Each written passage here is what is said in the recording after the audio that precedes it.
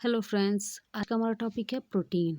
आज हम जानेंगे कि प्रोटीन किसे कहते हैं एंड इसके टाइप्स कितने होते हैं और इसकी प्राप्ति के सोर्स कौन कौन से होते हैं और इसकी डेफिशिएंसी से अर्थात इसकी कमी से कौन कौन से रोग हो जाते हैं। ठीक है, तो चलिए देखते हैं कि प्रोटीन क्या होता है।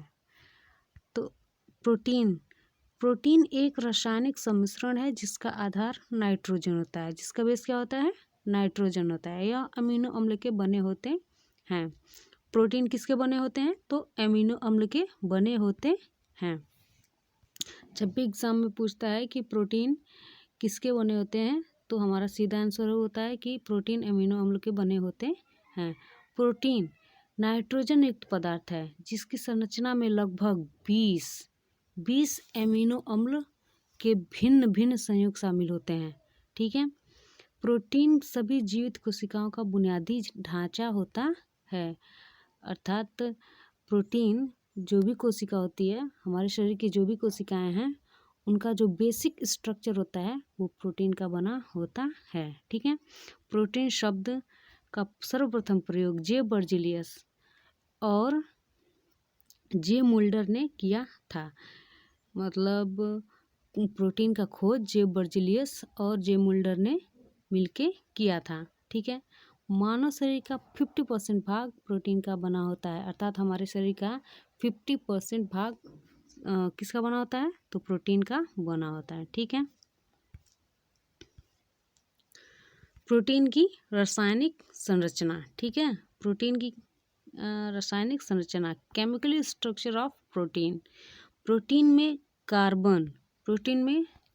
कार्बन, हाइड्रोजन, नाइट्रोजन, ऑक्सीजन, ये सब बड़ी मात्रा में पाए जाते हैं। ठीक है, प्रोटीन में कार्बन, हाइड्रोजन, नाइट्रोजन बड़ी मात्रा में पाए जाते हैं एंड सल्फर भी, ये भी बड़ी मात्रा में पाया जाता है। तथा अन्य में फास्फोरस है, लोहा है, तांबा है, ये सब प्रोटीन में अल्प मात्रा में उपस्थित होते हैं। ठीक है,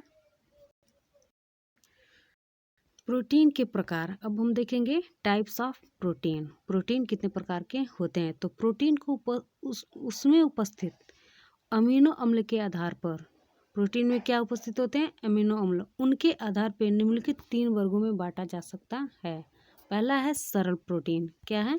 पहला है सरल प्रोटीन। वैसे प्रोटीन जो केवल एक प्रोटीन से मिलकर बने होते हैं सरल प्रोटीन कहलाते हैं। जैसे एल्ब्यूमिन है, एल्ब्यूमिनाइड है, ये सब कैसे प्रोटीन है? ये सब सरल प्रोटीन हैं। ठीक है, अब दूसरा है संयुग्मी प्रोटीन। ऐसा प्रोटीन जिसका संयोजन प्रोटीन के अतिरिक्त अन्य किसी अणु से भी होता है। जैसे न्यूक्लियोप्रोटीन, फास्फोप्रोटीन आदि, ये सब कैसे प्रोटीन है? संयुग्मी प्रोटीन है। व्युत्पन्न प्रोटीन, वैसे प्रोटीन जो प्राकृतिक प्रोटीन के आंशिक जलीय अपघटन से प्राप्त होते हैं, तो क्या कहलाते हैं? व्युत्पन्न प्रोटीन कहलाते हैं। ठीक है, अब हम देखेंगे कि इसके प्राप्ति के कौन कौन से सोर्स हैं और उनके कार्य क्या हैं। ठीक है, तो इसके प्राप्ति के प्रमुख स्रोत क्या हैं? तो दूध है, अंडा है, काजू है, बादाम है, दाल है, पनीर है, मांस, अंडे की जर्दी आदि, ये सब क्या होते हैं? इन सब में प्रोटीन भरपूर मात्रा में पाए जाते हैं। अंडे की जो जर्दी होती है वो पूरा का पूरा प्रोटीन होता है। ठीक है, अब हम देखेंगे इसके कार्य कौन कौन से हैं। प्रोटीन हमारे शरीर में कैसे कार्य करता है।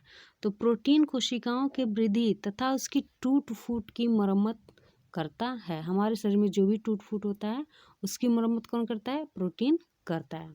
प्रोटीन हार्मोन्स के संश्लेषण में भाग लेते हैं। ठीक है, प्रोटीन किसके संश्लेषण में भाग लेते हैं? तो हार्मोन्स के संश्लेषण में भाग लेते हैं। प्रोटीन हेमोग्लोबिन के रूप में शरीर के गैसीय संयोजन का कार्य करते हैं। ठीक है, प्रोटीन प्रतिजैविक के रूप में शरीर को सुरक्षा प्रदान करता है। प्रोटीन प्रतिजैविक के रूप में अर्थात WBC के रूप में अर्थात प्रतिरोधक क्षमता के रूप में शरीर को सुरक्षा प्रदान करता है। ठीक है, इसकी कमी से होने वाले रोग, देखिए इसकी कमी से हमारे शरीर में अनेक प्रकार के रोग हो जाते हैं, जिसमें से इम्यून सिस्टम अर्थात प्रतिरोधक क्षमता का कमज़ोर पड़ना, ये इसकी कमी से हमारा प्रतिरोधक क्षमता अर्थात WBC क्या होता है, कमज़ोर पड़ जाता है। जोड़ों में दर्द, इसकी कमी से हमारे जोड़ों में भी दर्द शुरू हो जाता है। ठीक है। कमजोरी एवं थकान महसूस होना, प्रोटीन की कमी से कमजोरी एवं थकान महसूस होना शुरू हो जाता है और हमारे बाल तथा नाखूनों पर विशेष प्रभाव डालता है। ठीक है। हमारे प्रोटीन की कमी से हमारे बाल और नाखून अपने आप ही टूटकर गिरना प्रारंभ हो जाते हैं। ठीक है।